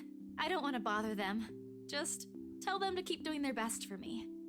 And Papa? Oh, sorry. I thought that was How's it. Papa doing? It's a subject I'm a bit hesitant to approach, but the way Mom's voice hitches, she doesn't want to bring it up either. Papa. Grace, he's having a little difficulty right Papa! now. Weak appetite, he's having trouble swallowing, and lost a few pounds, but the doctor said we should keep encouraging him. It just means his body's accepting his new treatment well. You have cancer? The money you sent last time helped a lot to pay for it, by the way. Oh, I see. That's good. I want to know that life's gotten tougher for our family. It used to be easy back when Papa was in good shape. But ever since he's been diagnosed with a sickness 5 years ago, he's been unable to provide for us. Now the burden of feeding 8 mouths and settling Papa's bills rests on my shoulders. Although Mama makes a little, accepting sewing and laundry jobs in our neighborhood, it's scarcely enough to cover the cost of day-to-day living, let alone bloating hospital bills. Aw. That's why I'm so poor and broke, is because I'm sending all my money back home. We can't even expect help from our own government because the health insurance there barely covers anything. I'm sure he'll get better soon. Is he well enough to talk? Do you think I'll be able to speak to him, Ma? I start to think the call cut until... Listen, Grace, maybe it's better if we transfer Papa to a different hospital. Somewhere cheaper? What? Why? Did something happen? Is it the deposit issue again? Give me the hospital's number. I'll talk to them. No, it's nothing bad. The service here is good. too good, even the doctors. But I'm worried you're working yourself to the ground because of it. Mama, we've been through this before. I want the best for Papa. And don't worry about the bills or the medicine, or me for that matter. I can handle myself. Everything's going well here. In fact, we're about to close a large sale. Hopefully. If not, then I'll find another way. She doesn't need to know that. Sorry, Mama, you taught me not to lie, yet look what I'm doing. I'll have money to send over soon to cover the rest of Papa's treatment. And there's more than enough for Karen, Nico, Michael, and EJ's school tuition too. Thank you so much, dear. I appreciate it. We all do. I just wish you'd come home to us soon. Kalian Kaui? When are you coming home? EJ, the youngest, used to be the only person asking me that. How do you respond to a question you don't have a definite answer to? 5 years later, I still can't give them a straight one. I smile, though Mama can't see it. I fight to keep my lips from quivering, my voice shaking. She's got enough on her plate as it is. No need to weigh her down with unnecessary concerns. Promise me you'll be there to welcome me when I do, okay? Of course. I'm sorry, Grace. I need to take this for a while. A small commotion at the other end, the source of gates opening, the voice of a child, EJ talking excitedly about his day at school, the tapping of feet on the floorboards as he runs. It's been years since I went home, but I can still picture the whole scene in my mind. How tall is he now? Are the neighborhood kids bullying him now and them not around? Did Mama rearrange the furniture in the living room again? What are they having for dinner today? I miss them. I miss them so much. It's okay, Ma. I need to go too. I've got work today. I'll call again soon, alright? On a Saturday? Oh, never mind. Take care of yourself, dear. I love you. I love you. Yeah, bye. It ends with a soft click, leaving half-truths and empty promises hanging in the air. I haven't forgotten what's fixing to happen. We're about to get in the shower. And you know ghosts love creeping up on girls in the shower. It's like their favorite place. Close my eyes for a moment. I take a deep breath and shake away the thoughts that begin swimming in my head. Oh man, if I was gonna put a scare in the game, it'd be here. It's pointless to mull over these things right now. Okay, Isabella. Time to get that mansion sold. Unfortunately, before I could take a single step, my phone rings again. No doubt, Mom forgot to say something. Mama? It's Did Rose. You forget anything? She's mad about it. Excuse you? I'm too young to be your mom. Are you still sleeping? Hold on, never mind that. Get yourself in the office. Hurry! Office? What about the open house? Oh no. Is it Sir John? Did he hear about yesterday? Am I in trouble? Oh god, oh god, oh god! I'm gonna get yelled at, aren't I? What do I do? I'll buy you an extra box of donuts if... No, it's nothing like that. Will you calm down? Get yourself here, alright? I'll tell you everything then. There's the telltale din of several feet shuffling against wooden floors and indistinct yelling in the background before Rose cuts the connection. This isn't in any way comforting, but it's enough reason for me to hastily discard my phone and finish my shower in record time. Hey! I didn't get scared in the shower. Nothing was creeping in the window. All right. I make it to the office within 20 minutes of leaving my apartment, completely disheveled and out of breath. A feat, if I take into account my usual travel time. Routine clamor, common Briar Reality Corporation Luxembourg office greets me as soon as my feet cross the threshold.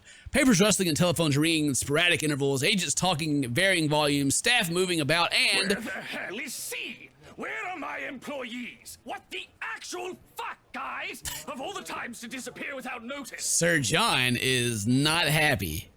My boss's words turn muffled as someone else closes the door in his office, likely the work of our HR manager. Throughout the past weeks, he's been in a bad mood over a few employees who have failed to report to work. I heard they're still trying to get a hold of them, but to no avail. The result is, half the workload has been shifted to all available staff as not lose clients. I wonder if that's the big case that Ash is on. He's trying to, and he won't tell me about it because he's like, yo girl, people in your business are dying because all the houses you guys are selling are haunted as F. Not that I mind the extra work. If anything, that means I have more to send to my families back home. All the rumors of a branch closure circulating because of this is indeed a bit worrisome. My bag barely touches the top of the table and Rose pulls me aside. Here, I need you to help me with these papers. If you could also get these signed and photocopied before lunch today, that would be great. One after another, she thrusts a bunch of paperwork into my hands without explanation. A page flutters away from the top of the pile and I lean down to pick it up, my eyes scanning the top of the page as I straighten. A purchase and sale agreement. Rose quickly gestures her thumb in the direction of our visitor lounge, and I tilt my head in question. There on the seat of the sofa, looking completely out of place in the humble decorated room, the same couple from the other day. The Wrights. Something boggles in my throat. Their presence in the office can only mean one thing. You're buying it? We got a deal? She swats at my hand, tugging her sleeve without her eyes or light, with some taking a keen joy. I didn't even read that, man. She wants the sale to happen as much as I do. And now that it's here, the deal needs to be closed. Yet documents still need to be signed. There's an elation is there, along with a foreboding feeling I can't quite pinpoint. I had to do a little damage control, but they're already interested in acquiring the property, even before they attended the open house. I mean, isn't it obvious? They already hired an interior designer. Yes, obvious. I've never seen a buyer as aggressive as Madam Wright. She didn't even try to negotiate a lower rate. One at a time, Rose. I can't process everything you're saying at once. What do you mean? They're paying 15% higher than the listing price. As long as we get the paperwork done as soon as possible. I think if we allow it, they'll be paying up front, too. Even with that urban legend? She nods. I was so sure we lost the sale after yesterday. Don't look so surprised. We still have to conduct some last few checks before we completely hand it over to them. Please. I'll happily do the paperwork duty, Rose. I'll even go to the land registry myself and make sure the property changes hands with every single legal blessing. Don't they have better things to spend money on? I'd haggle it down to the lowest possible price if I were in their place, especially with the stories attached to it. Not that my opinion matters one bit here. We're just their agents who are going to receive a hefty commission after all, nothing more. Rose gives me a pat on the shoulder, signaling that she's heading back to them, and unspoken instruction for me to follow after I'm done. It doesn't take me long to finish what work she's left me. In fact, having our boss sign the agreement is the easiest, since it has put him in a better mood to the entire office's relief. Ma'am Hannah calls me over the moment she notices my presence at the lounge door. Her lips twist in a frown. She doesn't seem particularly happy to see me, and I'm not surprised. Who wouldn't be? I almost created a scene. Mr. Wright, however... Why, if it isn't the little Lily? I trust you're feeling well now. It's Isabella, sir, not Lily. I appreciate your concern. I'm feeling better now. I really don't understand why they can't get my name right. It's a fairly common name. It shouldn't be hard to remember. Regardless, I hand him a copy of the agreement. I believe I can take that. Thank you very much. She's mad, but everyone has a crush on me. Oh my gosh, and all the girls are jelly. Yeah. With how elegantly she plucked the papers from my hands, it's easy to think there isn't any trace of irritation in her. But it is there, radiating in her stiff stance and the way she's standing at a fair distance from her husband, and how the two look to be ignoring each other. Seeing this scene, it soon became clear to me that I'm not the one who has put her in a bad mood. Did they fight? Most probably. Most probably. It seems it happens. I've seen it happen dozens of times with my previous clients. It's a shame, especially with their new mansion. I never did like it with my own mom, Papa fault. I hope they'll make up soon. Apparently satisfied, man. Talk about how far away they've been standing from each other. She's just backing it up on him right now. Look at that. She's like, We dance in the club, and he's like, yeah, girl. Everybody's just staring at me. Kind of creepy. Apparently satisfied with what she's seen, Miss Hannah claps her hands together before extending it to us for a shake. Rose and I release the breath we've been holding. Both of us more than happy to return the gesture. That settles it then? Are you really sure about this property, ma'am? Isabella, shut up. We could easily find you a bigger one among our current listings. Something with a modern touch? Isabella. What? WTF? Something not haunted, perhaps? Rose shoots me a warning glance that clearly says, don't make a scene, we're almost there. Of course, why wouldn't I be? The house is absolutely perfect, isn't it, darling? A helipad would still be a nice addition. A helipad. Yes, well, we'll get there eventually, love. As I was saying, if your partner had the documents yesterday, we would have bought it right there immediately. Shame she didn't have it. Well, there's still a few necessary documents we need you to sign after, but we'll let you know once we have those finalized. We'll be handling the process for the rest, so don't worry about it, ma'am. Within a week, I hope. We still have a housewarming party to plan after all.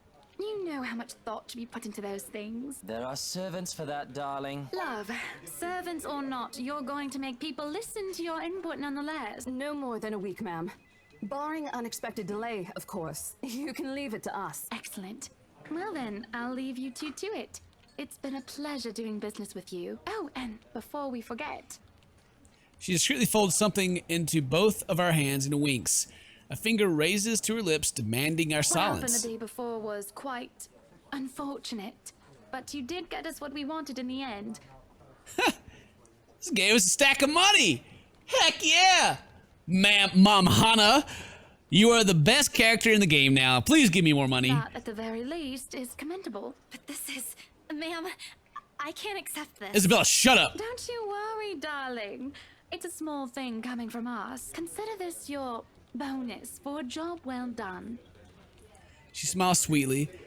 Like this is simply the most normal thing to do in the world. Oh, before I forget, my lovely interior designer would appreciate it if you hand her a copy of the floor plan as soon as possible. She's dying to work on the house. You can do that, yes? Here's her contact. Certainly, ma'am. We'll have it processed as soon as possible. I knew I could count on you, lovelies. I hope to see you too soon so we can get this closed. Just like that, transaction over and done with. My mind's still reeling after they've left. Other agents would kill to have clients like them. There's a lot of death and kill that have been mentioned in this. Part of me feels lucky the fact no lengthy negotiations, no sudden changes of minds, just talk, signatures, a few handshakes here and there, and we're done. The other part? A second ago, we sold a haunted property to 2 innocent clients. Sure, the commission's big. Big enough to continue funding Papa's treatment and hospitalization. Big enough to pay for all 4 of my younger siblings' schooling. Heck, it'll even keep me away from instant noodle diet for months. I don't have to go back to the mansion as well once the deal's been closed, much to my sanity's relief. But knowing that something's in there, and we gave it to the good couple despite that? Oh, Isabella, the things you do to sell a house and get money. Papa won't be happy with that. At least I have good news to tell him next time I call home. A little lie I told Mama this morning isn't a lie anymore. Well, there's something. So how does it feel? How does what feel? Your first big multi-million-pound sale, silly. I know you've been with us for years, but this has got to be memorable for you. Memorable is an understatement, Rose. Come on, show some enthusiasm. They gave us a bonus, too. Aside from the commission and the other bonus boss promised. What are you gonna do with it? I don't know. Send it home, probably? All of it? Not everything, of course. Most of it. I'll leave some for my living expenses. Listen here, Isabella. I'll teach you something I should have told you before we ended your training. She slings an arm over my shoulder and leans closer to my ear, as though she's about to share a big secret. It's okay to celebrate from time to time. Oh! I don't get it. It's simple. Go out, don't do get something it. for yourself.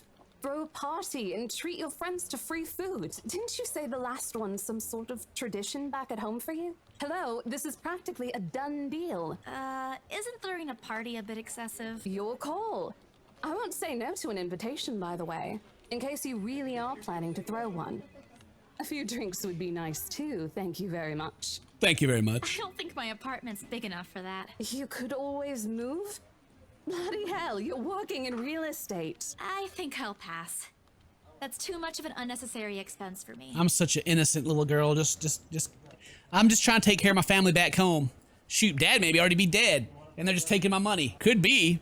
I mean, this is a horror game. I expect the worst of everything. But I did promise Becca free lunch in case the sale goes well. You go do that. Hold on a sec. She quickly removes herself and answers the phone on her desk. Her tone shifts to playful to professional in the span of a few Today? seconds. Not a problem, ma'am. I could bring you a copy of the contract if... Must be another client. Nothing surprising there. She's one of the BRC's top agents, no matter how modest she appears. A saleswoman through and through. I, on the other hand, have very little knack for it. Of course, I learned. Eventually, I had to. But someone else will, without a doubt, do a better job. Once, though, in a drunken stupor, Rose told me the story of what could have been. Years ago, wide-eyed, young, and brimming with yet-to-be-fulfilled dreams and ambitions, she was a term or two away from a nursing degree. Out of courtesy, I never pressed on the matter further. But perhaps it's where the sense of fondness started. A small connection due to one similar experience in our respected lives.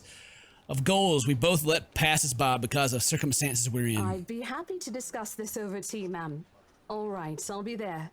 Thank you. New client? Reassigned. Have you heard from Mark and all? Not since the first visit to the mansion. Why? No news from the HR yet? Oh, they're all dead. None at all.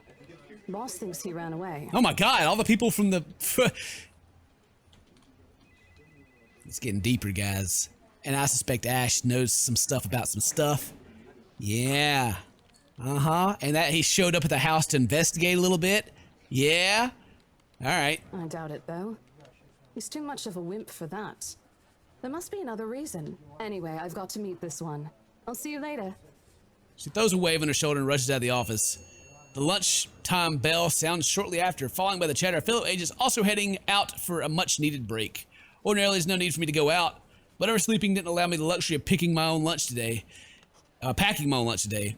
If one considers taking an instant noodle cup from my pantry, packing your lunch. Time to make good on the promise I made to Becca, I suppose. Maybe invite Zach and Ash too. Yeah, let's go out. Let's go out, have a good time. In the end, only Becca and Zach would come. Ash, on the other hand, couldn't be reached. All my calls went straight to his voicemail. He's at it again, right here today, gone the next. Oh well, his loss. We've agreed to meet at a nearby cafe, the same one that I frequent with Becca because it's cheap and they give away free bread around closing time. All right, free bread. Quaint, little old-fashioned. Though it looks a wee bit out of place amidst the city's tall buildings, but we love it all the same. Much like its facade, the interior carries an antiquated charm to it. Vintage art prices in the row of shelves boasting an expensive collection of books cover the walls. It would have been nice to hang out here for hours on end, but even on the weekends, this place is still packed with people. Thankfully, Becca and Zach have already found seats and are engaged in some casual chatter when I arrive. It's strange to see the two of them without Ash accompanying the other. They've never been particularly close. Sure, they talk when they meet, laugh at the same things when there's something funny, but there's distance. The kind born purely out of differing interests. That or Zach's simply afraid of Becca. It's not possible that I won't blame him if he is. He might be the tallest in our group, but everyone knows what it means, that it means nothing against Becca's temper. Even I'm a little scared of her. Zach! Becca! Well, you seem to be in a better mood today. What happened? I know that smile, Belle. Come on, still. Don't rush me. Let's order food first, okay? The waitress comes by to take our order. On a normal day, me and Becca will order a hearty serving of our special vegetarian stoves. Zach takes anything with good helping of meat, sausages, and potatoes in it. Heck yeah, he does. Eat the potatoes. Zach, you a growing boy. But today is a good day. Great even. There's nothing wrong with a little indulging, right? Today's special. For the three of us. Even the person jotting down the order looks surprised to today's meal choice. She writes nevertheless and leaves without a comment. Becca furrows her eyebrows, her mouth halfway open, ready to let loose what's likely a string of reprimands. Don't worry. It's my treat. The glare sends my way reminds me of one I received from Mama when I punched a kid bullying my younger brother 18 years ago. Naturally, I never did it again, and she made me apologize the next day. But Becca's far from being my mom. Yeah, who do you think you are, Becca? You ain't my mom. A small sheepish grin is enough to turn that frown into a defeated sigh. Food arrives in the middle of the funny story from Zach, putting the rest of the conversation on hold as we each served our order. This isn't anything fancy. Ooh, that looks fancy though. Look at that. You got some vegetables with some filet on top of it. Pan roasted sea bass. Delicious. I never did pay any attention to whenever I come here, since the price, whatever's written, way above what I'm willing to spend on food in a single day. Good. I'm so hungry, I think I'm dying. You're dying, all right. You're always hungry. Hey, not all the time. Let me guess. You skipped breakfast again. Not on purpose. I may have overslept by a few seconds today. Right then. Stop stalling, Isabella. What's this about? Let us say, Rebecca. She wouldn't be inviting us out if it wasn't worth hearing out. Well, we're waiting. I'm treating you guys to a once-in-a-century thing. An expected grin breaks out my face, except... I'm sorry, say that again. And this is important because... Becca only raises an eyebrow at me while Zach appears like he didn't get the punchline to another lame joke Ash made, and is desperately searching for someone to explain it. What? Oh, bummer, maybe I should rephrase it. My instant noodle days are over. Ash is not here. We should celebrate. My instant noodle days are over. Okay, let me do that again. Yeah, my relationship status updated. Ooh, man, Zach is all about it. Let me do that again. Guess what, guys? I'm paying. I sold the house. As the news sinks in, their expression goes from sheer bewilderment to utter surprise. That's more like it. You heard me right, ladies and gentlemen. As of today, I, Maria Isabella Grace Cruz Santos, am free from my instant noodle binge. Seriously? Hold it, Belle. You sold the house? Yep. Which house is this? In Aslam Village? The one with the open house yesterday? The one and only. Come on, Becca. I know you've got a better memory than that. Oh, wow. That's... She does have a hum. Although she's nodding, she gives the impression of someone who has heard something unbelievable and is still forcing her brain to absorb it. Is it really that amazing? Just be like, oh yeah, congratulations. They shouldn't really give a crap, but you know, whatever. Did she think we wouldn't be able to sell it? Have some faith in me, Becca. Am I your best friend or what? Believe me? The words tumble out of my mouth before I could stop them. I've been trying to avoid bringing up yesterday's little spat, and judging from the looks on their faces, it seems they are too. Me and my stupid mouth. Sure it ain't the way you're thinking, Bella. No, I do believe you, but don't you think the sale happened a bit too fast? The open house only started yesterday, and now you already have a buyer? Yes, it's very suspicious. It happens from time to time. Yeah, but look, I'm happy for you. Just yesterday, you've been really worried where to get money for your dad's new treatment, and now, all of a sudden, you have something. What if the sale doesn't push through, or I don't know, they're a fraud, or they suddenly back out? Isn't it a little too early to celebrate? Rebecca does have a point, Bella. If you haven't closed the deal yet, there's still a chance they'll go back on it. They don't seem like it to me. The lady appeared to really want it, and she approached me without even finishing the tour. Pressured me into it, more likely. Oh man, are they gonna die before they finish, or before they finalize the sale?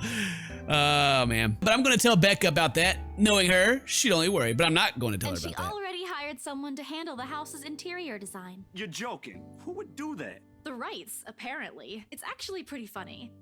She's a bit too excited to get the property, she forgot to buy it. At any rate, they've already signed the agreement today, so it's just a matter of time. And don't tell anyone about this, but Ma'am Hannah also gave us something extra. Something as in... As in, it's why I can treat you two to a free meal. I'm more surprised you accepted it. She didn't really give us a choice in the matter. So don't lose sleep over this, okay? The couple really want the house. If Rose didn't stop them, they'd likely have paid up front for it yesterday. That's despite the legends, too. I even tried to show them the letter. But nope. I want this house, darling. Go take all our money. You don't really think they believe that, do you? I'm pretty sure for them, those are just rumors as well. No one is that superstitious in this day and age, Belle. Well, there's you. Right. You know what? I'll just eat all of these by myself. Begin to gather their plates to my side, and food is still untouched. I laugh almost escapes my mouth the way Zach's expression quickly changes disappointment. Becca's hand interrupts me just as I'm about to pull her plate closer to me. I'm kidding. My food. Don't go all pouty on me again. I'm just concerned you'll get hurt if this doesn't happen. I know how badly you want to close this deal for your papa. I'm sure he's gonna be fine now, though, with the money. They don't know yet. I think I'll call them tomorrow. Let them know things will be easier. Mama said this morning he's showing progress with the new treatment, too. It's just a matter of time.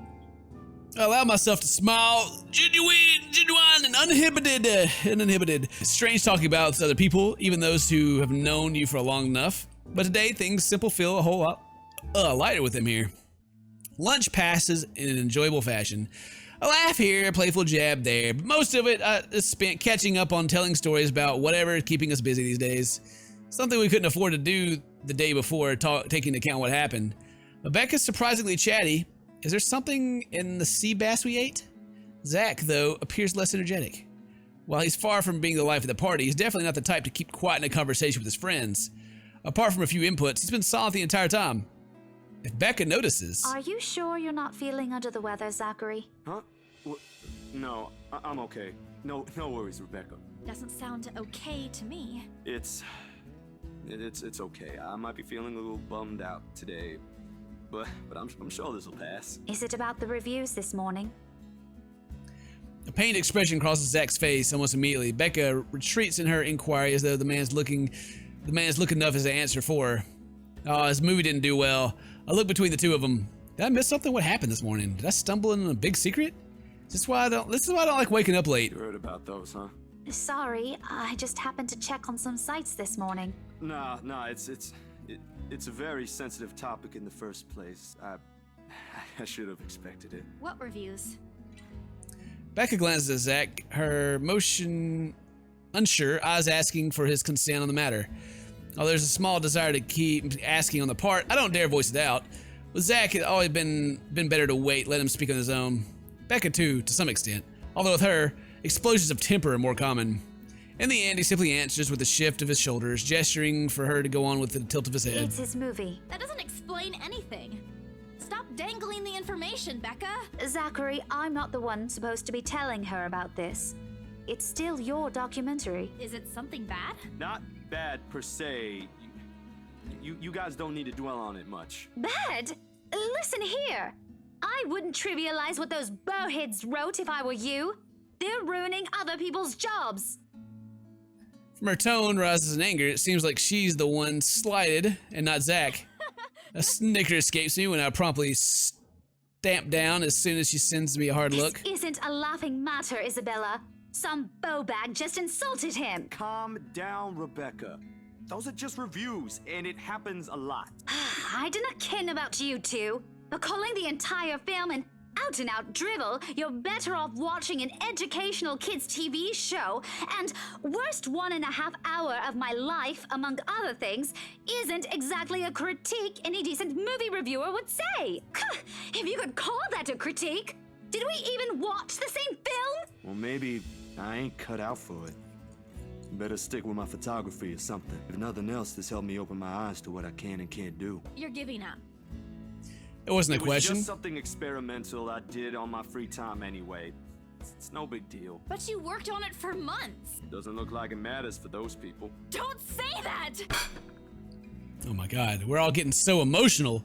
Don't say that! Slam my hand down. Palm struck the table, sitting the Tupperware. The table were top clinking against each other. I didn't even notice when I rose from my seat. There I am, chest heaving, looking down at him, the same manner a teacher would any unruly student. Becca's probably proud. I didn't mean to yell, but there's some things people like Zach aren't supposed to say. How exasperating. He, of all people, should know. It's just a review. Except they're pretty well-known critics. Why does that matter? They aren't the ones calling the shots on this. Isn't that why they have a committee? Right, Becca? An amused gleam in her eyes when what did she find so entertaining here? Help me here. Your friend is quite his passion is petty reason. I haven't read what those people wrote about in this work, but a few scathing words shouldn't be enough to whatever. I can't read anymore. I've lost the ability once again. I should know after all. Means you're playing, Zach. Not that I'm saying it's bad. I've seen it from start to finish, and I know for myself what you created isn't something people should scoff at. I don't know anything about filming or photography. Hell, I don't have an inkling of artistry in me except for those doodles I make for class, but I know what I watched. Look at Isabella. It's not every day you see her all riled up like this. Whatever I'm about to say gets lost in my tongue as a flush of embarrassment blooms across my face. It's the heat of the moment thing. And anyway, I'll be very angry with you if you quit. What about the exhibit? What exhibit? Classified information. Even if I bring you your favorite tonight? Nope, not a chance. Oh, come on. I thought we aren't supposed to have secrets. A burst of laughter comes from Zach. You too. I might need some time alone to myself for a while. Just to think about things, how I'll go from here, that sort of stuff. Hey, I'm not quitting, Bella. Don't give me that face. There's no face at all, only a poor imitation of puppy dog eyes, if you can call this one. Promise? I'll be damned if I break any promise I make to you guys. Yeah, that's right, Zach. Besides, you're right. It's too early to say anything right now. Once night ain't for another week. And that's all the answer I need from him. As sentimental as it sounds, there's fulfillment in knowing another person you know won't take the same path you've walked. It's not like it's over for me, though. I still have time. I can still come back. Do my own thing, do what I really wanted to do. Surely, once Papa recovers, once I'm done with everything, inside my bag, my phone buzzes unexpectedly, breaking the pleasant afternoon lull. Oh no, Rose. Hey, Isabel. You at the office? Ha ha. Very funny, Rose. I'm hanging up. Don't, I'm kidding. I don't get the joke. BRC says the floor plan copies are ready for Miss McCullough to pick up. She states that as if it already explains everything. Then, out of the blue, she launches a long rant about the awful state of Luxembourg streets. All of which she says in a single breath, and I can barely keep up with or make a single word out. I stay quiet, if only to avoid becoming the next object of frustration. She's similar to Becca in that regard. I'm stuck in horrendous traffic right now. Bloody stupid drivers. When she finally ran out of things to complain about and stops, what she says next still has none of what I'm hoping to hear from her. Just a quick mumbled plea for me to meet the right interior designer in her stead and... Anyway, I'll leave it to you. Bye. Thanks. Classic Rose, she ends the call without even asking for my input. Oh man. The sky and cloud and the noontime sun beating down hard concrete as we leave the cafe. It's far from unbearable, but it's enough to put most people in a fickle mood or make them vulnerable to catching something. No wonder we have staff members going AWOL lately. Not to mention my boss's mercurial moods. I can't believe I'm saying this, but I want our usual cloudy weather back. For all the gripes about unpredictable weather, though, the streets of Luxembourg remain constantly busy. The hurried tapping of shoes against the pavement and inane chatter coming from lunchtime crowd fill the humid afternoon air. A small reminder of things that we still have to do, regardless of how much time or how much I want to return to the comfort of my bed. Where do I get time from? Maybe I'm thinking about how long I've been playing. Back to broader reality for me, Zach to a meeting with a magazine publisher featuring luxury houses, and Becca to her lesson plans and books at home. But more than once, I catch her sneaking a glance over something displayed in the shop window. Did she want to buy something? Maybe I can get it for her for Christmas. I turn my head back to the last shop she checked out. A fleeting glimpse. Oh man. The world stills. Hey girl. What are you doing in the window there? Creepy girl. What are you doing there? Huh? What, are you just hanging out in the window? Yeah? You just looking at me? Yeah? I've been wondering where you were. That's a good spot to end it. Thank you guys very much for watching. I'll see you guys in the next episode. Until then, stay toasty, my friends.